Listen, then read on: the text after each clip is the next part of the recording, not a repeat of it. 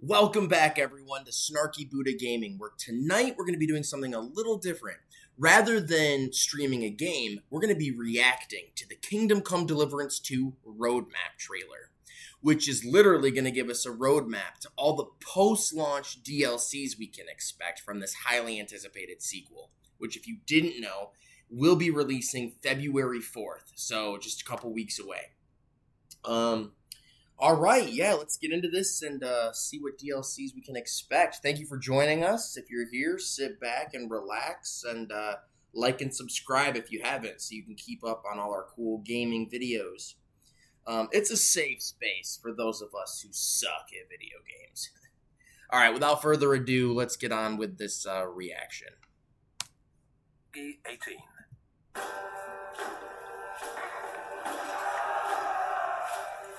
Be still my heart. These graphics.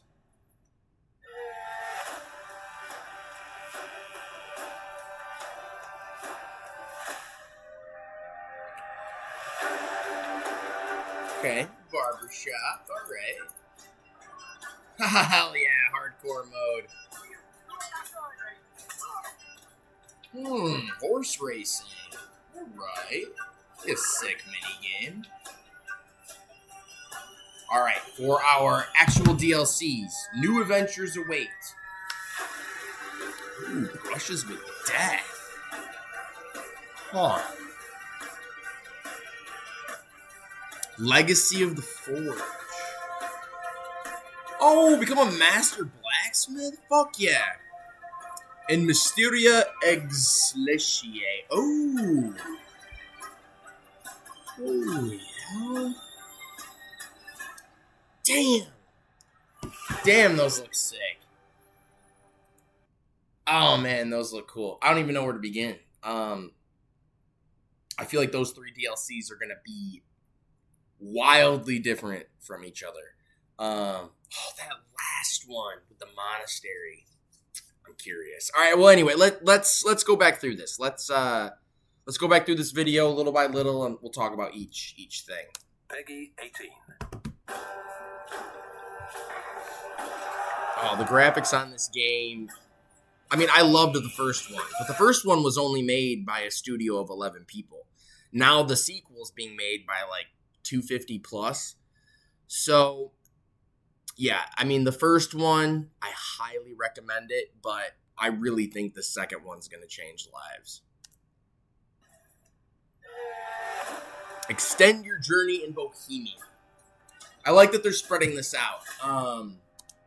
It'll help with the lifespan of the game. Granted, the first game still has a strong player base, even like what, 7 or 8 years later. And if you haven't played it, I highly recommend it. All right, let's see what this free content is all about. Available from spring. Okay, so the barber feature. I'm hoping that this one will be more intricate than the first one. The first one's cool, but there's only a few options to pick from. Hardcore mode is great.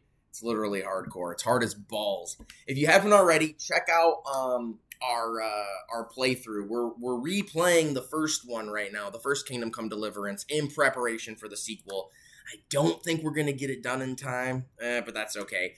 For those who haven't beaten the first one, the second one is supposed to catch you up fairly quickly. But we're doing hardcore mode in my playthrough, and God, hardcore mode sucks. There is no compass. There is a map, but there's no quest markers. There's no markers for you on the map. You also don't get to see like your health bar. Forgive me, something in my eye. You also don't get to see your health bar or your fatigue bar, nor your health or fatigue bar, nor the health and fatigue bar of your opponent. All that stuff is hidden. And just general combat, horse riding, just like speech and talking, everything is way harder. I highly recommend it, but you might want to beat the game at least once or twice before giving it a shot. And horse racing should be pretty sweet here too.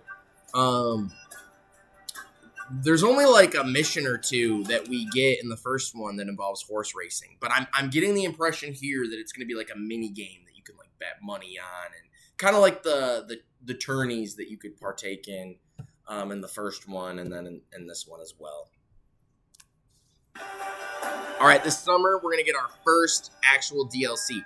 New adventures await the brave. Extend Henry's story with the expansion pass. Brushes with death. Help a mysterious artist with an enigmatic past. I have no fucking clue what this could be about. I'm intrigued though. I'm intrigued. God, the love that they put into these games. Even all the DLCs from the first one. A Woman's Lot with like Teresa, or like the Madonna of Sasau, Band of Bastards, the like Crazy Adventures of Sir Hans, or whatever it was called. Like all of those are just so great. So I am just so excited for the additional content we're going to get with these. Okay, now autumn 2025, Legacy of the Forge. Restore Kutenberg's Forge, become a master blacksmith. And for those of you that don't know, slight spoiler, although you learn this within the first 5 minutes of playing the first one, Henry's father, Martin, the man who raised him, was the master blacksmith at Skalitz. But unfortunately, Martin, as well as Henry's mother, would perish when King Sigismund, along with his army of Cuman mercenaries, would attack and raze Skalitz to the ground. Henry would actually witness the death of his parents, and that's what really, sets him off on his hero's journey, if you will. But for those of you who haven't played the first one, I think I mentioned this earlier, the sequel should catch you up fairly quickly. So I recommend playing the first one, but you don't have to. But God, this is going to be sick. You get to follow in your father's footsteps. I knew that blacksmithing was going to be like a mini game, but I didn't know it was going to be like a key part of the quest line. So I'm excited. And last but not least, in the winter, Mysteria Exletiae. Forgive my Latin, it's not my specialty. Explore the Sedlets Monastery to stop the spread of a deadly illness. Oh, I'm excited. So, if you go online or if you read any discourse about this, you will see that many people hated the monastery questline from the first game. I absolutely loved it. It was my favorite part of the whole game. For those of you that know anything about history, specifically like medieval Christianity and monastic living, you'll know that the creators of the game did their homework with the first one. And I think they made, in the quest, you have to infiltrate the monastery and pretend to be a monk, basically, for a certain amount of time. I won't spoil why, but the creators of the game made it probably as immersive and realistic as one could make monastic living in a video game. Oh, just fantastic. And I am crazy about, like, religious history and things of that nature. So to see it in a video game is fantastic. So I don't know the nature of this quest, but if I had to say, I think I'm most looking forward to this particular DLC. But we gotta wait like a little less than a year, but that's okay. It'll be worth it. So I think this will help. Spreading things out will help with the game's lifespan. So, all right, here's the schedule. The spring, we get free updates, the barber feature, hardcore mode, and horse racing. This summer, we get Brushes with Death. This autumn, we get the Legacy of the Forge DLC. And last but not least, we get Mysteria Exletiae. I believe the next screen will go into detail. Yes. Okay, so if you have the base game, you'll have to buy these separately. But if you either buy the expansion pass separately, or if you get the gold edition, which comes with the expansion pass, you will get each one of these DLCs upon their release. And apparently you also get Shields of Seasons Passing, whatever that's all about. It's right there at the bottom. To look into that. I don't know what that's it's all about there. But yes, February 4th. If you haven't pre-order it or get it when it comes out, I promise you this game will change your life. I'm thinking it's going to have the Witcher 3 effect. And what I mean by that is, so before the Witcher 3, which, can you believe that was like 10 years ago? before The Witcher 3, people knew of the Witcher IP. But after The Witcher 3 was released, that IP took the world by storm, and The Witcher became a household name. Hell, even Netflix wanted a piece of that pie. So I'm thinking that, because this, Kingdom Come Deliverance has a small but very strong community that still is highly invested in the game, 7-8 years later. I think this game is going to be like The Witcher 3. I think this game has the potential to be Game of the Year, and just like The Witcher, will take the world by storm. So I highly recommend getting this game. I promise you it will change your life. So I think that's really all there is to say about that trailer.